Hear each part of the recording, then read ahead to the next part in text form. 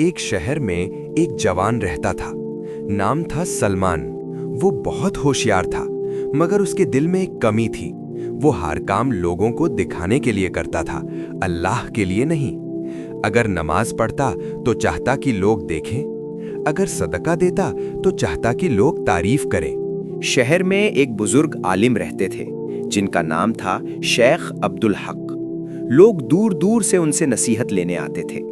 सलमान भी एक दिन उनके पास पहुंचा और बोला, ऐ शेख, मैं बहुत इबादत करता हूँ, फिर भी दिल को सुकून क्यों नहीं मिलता?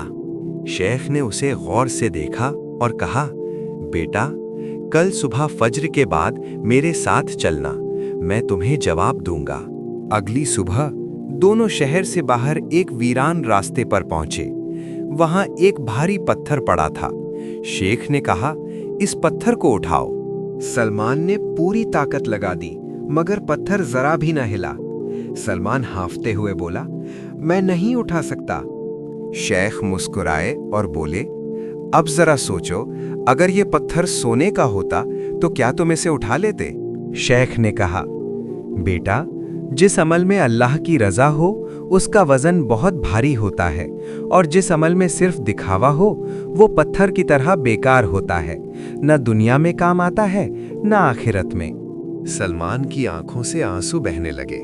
उसने कहा, मैंने इबादत को भी सौदा बना लिया था। शेख ने उसका कंधा थपथपाया और कहा, आज से एक काम ऐसा करना जो सिर्फ अल्लाह जानता हो, कोई और नहीं। सलमान ने उस दिन से अपनी जिंदगी बदल ली। वो रात के अंधेरे में एक गरीब घर के दरवाजे पर खाना रखा था, किसी को पता न चलता।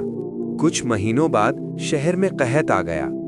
लोग परेशान थे, मगर हैरत की बात यह थी कि सलमान के दिल में डर नहीं था, बल्कि अजीब सुकून था। एक रात उसने ख्वाब में देखा कि कयामत का दिन है। उसके आमाल तौले जा रहे हैं। छोटी छोटी छुपी हुई नेकियां तराजू को भारी कर रही हैं। वो घबरा कर उठा, सिजदे में गिर गया और बोला, ए अल्लाह, तू ही काफी है। उस दिन के बाद सलमान ने समझ लिया, अमल की कीमत उसकी शोहरत से नहीं, उसकी नीयत से होती है। और यही वो इल्म है जो किताबों में कम और दिलों में ज्यादा उतरता है।